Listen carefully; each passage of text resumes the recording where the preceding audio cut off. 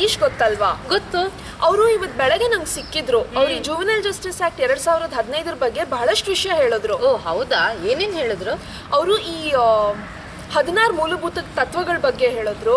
ಆಮೇಲೆ JJB ಮುಂದೆ ಮಗುನ ಪ್ರೊಡ್ಯೂಸ್ ಮಾಡಿದಾಗ ಏನೇನ್ ಪ್ರೊಸೀಡಿಂಗ್ಸ್ ಆಗುತ್ತೆ ಅಂತ ಹೇಳಿದ್ರು. ಆಮೇಲೆ ಮತ್ತೊಂದು ವಿಷಯ ಹೇಳಿದ್ರು, ಈ ಪೆಟ್ಟಿ ಅಫೆನ್ಸ್, ಸೀರಿಯಸ್ ಅಫೆನ್ಸ್ ಮತ್ತೆ ಹೀನಸ್ ಅಫೆನ್ಸ್ ಅಂದ್ರೆ ಘೋರ ಅಪರಾಧಗಳು, ಇದ್ರ ಬಗ್ಗೆನೂ ಹೇಳಿದ್ರು.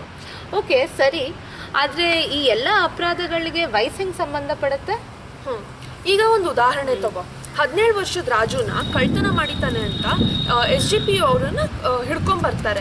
ಇವಾಗ ಇದಕ್ ಸಂಬಂಧಪಟ್ಟಂತೆ ಹಳೆ ಕಾಯ್ದೆಯಲ್ಲಿ ಇದ್ದಿದ್ದ ನಿಯಮಗಳೇನು ಅಂತ ಗೊತ್ತಾ ನಿಮ್ಗೆ? ಹೌದು ಗೊತ್ತು. ಸೊ SJPಯು ರಾಜುನ ಹಿಡಿದಾಗ ಅವನ್ನ JJBಯ ಮುಂದೆ 24 ಗಂಟೆ ಒಳಗೆ ಹಾಜರುಪಡಿಸ್ಬೇಕು, ಕರೆಕ್ಟ್ ಅಲ್ವಾ? ಸೊ ಆಮೇಲೆ JJB ಅವನ ಸುರಕ್ಷತೆಯನ್ನು ಗಮನದಲ್ಲಿ ಇಟ್ಟುಕೊಂಡು ತೀರ್ಪನ್ನು ಕೊಡ್ತಾರೆ. ಆದ್ರೆ ಈಗ ಒಂದ್ ಡೌಟು, ಇದೇ ರಾಜು ಮರ್ಡರ್ ಮಾಡಿದ್ರೆ ಏನ್ ಅನ್ವಯಿಸುತ್ತದೆ? Very good question. ಬಾ ನಿಂಗೆ ಹೇಳ್ತೀನಿ. ಇವಾಗ ರಾಜು ತರ 16ರಿಂದ 18 ವರ್ಷದ ಒಳಗಡೆ ಇರೋ ಮಕ್ಕಳು ಹೀನಸ್ ಅಫೆನ್ಸ್ ಮಾಡಿದ್ರೆ JJB ಪ್ರಾಥಮಿಕ ನಿರ್ಣಯ ಅಥವಾ ಪ್ರಿಲಿಮಿನರಿ ಅಸೆಸ್ಮೆಂಟ್ ಅಂತ ಒಂದನ್ನು ಮಾಡುತ್ತೆ. ಅದು ಈ ನಿರ್ಣಯ ತೆಗೆದುಕೊಳ್ಳುವಾಗ 3 ಅಂಶಗಳನ್ನು ಪರಿಗಣಿಸುತ್ತೆ. ಒಂದು, ಮಗು ದೈಹಿಕವಾಗಿ ಮತ್ತು ಮಾನಸಿಕವಾಗಿ ಅಪರಾಧ ಮಾಡೋದಕ್ಕೆ ಕ್ಷಮತೆ ಇದೆಯಾ ಅಂತ. ಎರಡನೇದು, ಮಗು ಅಪರಾಧ ಮಾಡಿದ ಪರಿಣಾಮಗಳನ್ನು ಅದು ಅರ್ಥ ಮಾಡ್ಕೊಳಕ್ಕೆ ಸಾಧ್ಯನಾ ಅಂತ. ಮೂರನೇದು, ಅಪರಾಧ ಮಾಡೋದಕ್ಕೆ ಯಾವ ರೀತಿ ಸಂದರ್ಭಗಳಿದ್ವು ಅಂತ. ಇದೆಲ್ಲದರ ಆಧಾರದ ಮೇಲೆ ಮಗುನ ಚಿಲ್ಡ್ರನ್ಸ್ ಕೋರ್ಟ್ಗೆ ಕಳಿಸ್ತಾರೆ. ಓಕೆ, ಒಂದು ಜ್ಞಾಪಕ ಇಟ್ಕೋ, ಚಿಲ್ಡ್ರನ್ಸ್ ಕೋರ್ಟ್ ರಾಜುವನ್ನ ಮಗುವಾಗಿ ಅಥವಾ ವಯಸ್ಕನಾಗಿ ಯಾವ ರೀತಿ ಕೇಸ್ ನಡೆಸಬೇಕು ಅಂತ ಅವ್ರು ಆ ತೀರ್ಮಾನ ತಗೋತಾರೆ. Okay okay. ಆದರೆ ಈ ಚಿಲ್ಡ್ರನ್ಸ್ ಕೋರ್ಟ್ ಅಂದ್ರೆ ಏನು? ಚಿಲ್ಡ್ರನ್ಸ್ ಕೋರ್ಟ್ ಅಂದರೆ ಮಗುವಿನ ಮೇಲೆ ಯಾವುದೇ ರೀತಿ ಅಪರಾಧ ಮಾಡಿದ್ರು ಅಪರಾಧ ಮಾಡಿರೋರನ್ನ ಈ ಚಿಲ್ಡ್ರನ್ಸ್ ಕೋರ್ಟಲ್ಲೇ ಕೇಸ್ ನಡೆಸಬೇಕು. ಓಕೆ ಸರಿ, ಆದರೆ ಈ ಚಿಲ್ಡ್ರನ್ಸ್ ಕೋರ್ಟ್ ಕೇಸನ್ನು ಹೇಗೆ ನಡೆಸುತ್ತೆ?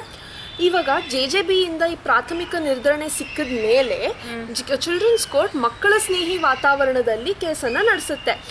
ಪುನರ್ವಸತಿಗಾಗಿ ಅಂದರೆ ರಿಹ್ಯಾಬಿಲಿಟೇಷನ್ಗೆ ಇಂಡಿವಿಜುವಲ್ ಕೇರ್ ಪ್ಲ್ಯಾನ್, ಆಮೇಲೆ ಈ ಫಾಲೋ ಅಪ್ ಪ್ಲ್ಯಾನನ್ನು ಕೊನೆ ತೀರ್ಪಲ್ಲಿ ಅದು ಸೇರಿಸ್ಕೊಳುತ್ತೆ. Okay okay. ಆದರೆ ಈ ಚಿಲ್ಡ್ರನ್ಸ್ ಕೋರ್ಟ್ JJP ಥರ ತೀರ್ಪನ್ನು ಕೊಡ್ಬೋದಾ? ಹಾಂ, ಇವಾಗ ರಾಜುವಿನ ಕೇಸನ್ನು ಮಗುವಿನ ಕೇಸ್ ಅಂತ ಪರಿಗಣಿಸ್ಬೇಕು ಅಂತ ಅವ್ರೇನಾದರೂ ಡಿಸೈಡ್ ಮಾಡಿದ್ರೆ ಆವಾಗ ಚಿಲ್ಡ್ರನ್ಸ್ ಕೋರ್ಟ್ನು JJB ತೀರ್ಪನ್ನು ಕೊಡ್ಬೋದು. ಓಕೆ, ಈಗ ಕೋರ್ಟ್ ರಾಜುವನ್ನು ಅಪರಾಧಿ ಎಂದು ತೀರ್ಮಾನಿಸಿದ್ರೆ ಏನಾಗುತ್ತೆ? ಇವಾಗ ರಾಜುವನ್ನ ಅಪರಾಧಿ ಅಂತ ತೀರ್ಮಾನಿಸಿದ್ರೆ ಅವನಿಗೆ 21 ವರ್ಷ ಆಗೋವರೆಗೂ ಅವನನ್ನು ಪ್ಲೇಸ್ ಆಫ್ ಸೇಫ್ಟಿಯಲ್ಲಿ ಇರಿಸಲಾಗುತ್ತೆ. ಅವನಿಗೆ 21 ವರ್ಷ ಆದಮೇಲೆ ಅವನನ್ನು ಮತ್ತೆ ಕರೆಸಿ ಅವನೇನಾದರೂ ಸಮಾಜದಲ್ಲಿ ಒಳ್ಳೆ ಸದಸ್ಯನಾಗಿ ಬಾಳ್ತಾನೆ ಅಂತ ನಂಬಿಕೆ ಬಂದರೆ ಕೆಲವು ಷರತ್ತುಗಳು ನೀಡಿ ಅವನನ್ನು ಬಿಡುಗಡೆ ಮಾಡ್ತಾರೆ. ಇಲ್ಲ ಅಂದರೆ ಏನು ಮಿಕ್ಕಿದ ಅವಧಿ ಇರುತ್ತೆ ಅದು ಅವನು ಜೈಲಲ್ಲಿ ಕಳಿಬೇಕಾಗುತ್ತೆ. ಓಕೆ ಓಕೆ ಸರಿ. ಈ ಪ್ಲೇಸ್ ಆಫ್ ಸೇಫ್ಟಿ ಅಂದರೆ ಜೈಲಾ? ಇಲ್ಲಪ್ಪ, ಪ್ಲೇಸ್ ಆಫ್ ಸೇಫ್ಟಿ ಅಂದರೆ ಜೈಲಲ್ಲ. ಸರಿ, ಹಾಗಂದ್ರೆ ಈ ಪ್ಲೇಸ್ ಆಫ್ ಸೇಫ್ಟಿನಲ್ಲಿ ಯಾವ ಥರ ಸೇವೆಗಳನ್ನ ಕೊಡ್ತಾರೆ? ಅಲ್ಲಿ ಸುಧಾರಕ ಸೇವೆಗಳನ್ನ ಕೊಡ್ತಾರೆ. ಅಂದರೆ ಶಿಕ್ಷಣ, ಕೌಶಲ್ಯಾಭಿವೃದ್ಧಿ, ಆಮೇಲೆ ಕೌನ್ಸೆಲಿಂಗ್, ಆಮೇಲೆ ಮಾನಸಿಕ ಸೇವೆಗಳು. ನಿಮಗೆ ಇದ್ರ ಬಗ್ಗೆ ಇನ್ನೂ ಬಹಳಷ್ಟು ವಿಷಯ ಹೇಳೋದಿದೆ, ಬಾ. ಈಗ JJBಯು ಯಾವುದೇ ಮಗು ಪೆಟ್ಟಿ ಅಥವಾ ಸೀರಿಯಸ್ ಅಫೆನ್ಸ್ ಮಾಡಿದರೆ ಯಾವ ಥರ ತೀರ್ಪನ್ನು ಕೊಡ್ಬೋದು? ಇವಾಗ ಯಾವುದೇ ವಯಸ್ಸಿನ ಮಗು ಪೆಟ್ಟಿ ಅಥವಾ ಸೀರಿಯಸ್ ಅಫೆನ್ಸ್ ಮಾಡಿದ್ರೆ ಅಥವಾ 16 ವರ್ಷದ ಕೆಳಗಿರೋ ಮಕ್ಕಳು ಹೀನಸ್ ಅಫೆನ್ಸ್ ಮಾಡಿದ್ರೆ ಅವರ SIR, ಮಾಡಿರೋ ಅಪರಾಧ ಮತ್ತು ಅವರ ನಡವಳಿಕೆ ಇವೆಲ್ಲವನ್ನು ಗಮನದಲ್ಲಿಟ್ಕೊಂಡು ಮಗುವನ್ನು ಅಪ್ಪ ಅಥವಾ ಅಮ್ಮನಿಗೆ ಬಿಡುಗಡೆ ಮಾಡ್ಬೋದು, ಅಥವಾ ಸಾಮಾಜಿಕ ಸೇವೆ ಮಾಡು ಅಂತ ಹೇಳ್ಬೋದು, ಅಥವಾ ದಂಡ ಕಟ್ಟು ಅಂತ ಹೇಳ್ಬೋದು.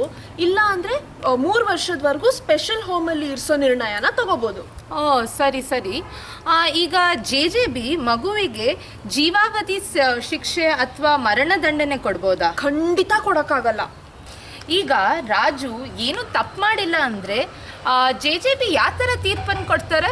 ಅವನೇನು ತಪ್ಪು ಮಾಡಿಲ್ಲ ಅಂದರೆ ಅವನನ್ನು ನಿರಪರಾಧಿ ಅಂತ ಬಿಡುಗಡೆ ಮಾಡ್ತಾರೆ.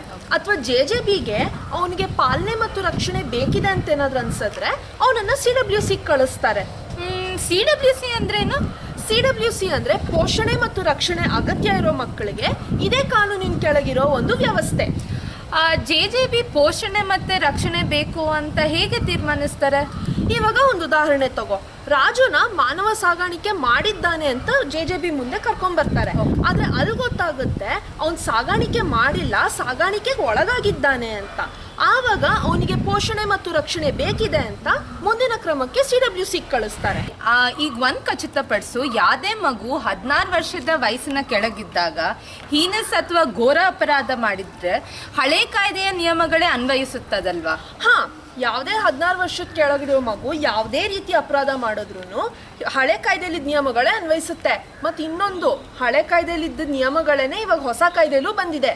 ಓ ಸರಿ ಸರಿ, ತುಂಬಾ ವಿಷಯ ಹೇಳ್ಕೊಟ್ಟೆ. ಥ್ಯಾಂಕ್ಸ್ ದೀಪ್ತಿ. ಬಾ ಈಗ ಒಂದ್ ಟೀ ಕುಡಿಯೋಣ. ಬಾ ಸರಿ.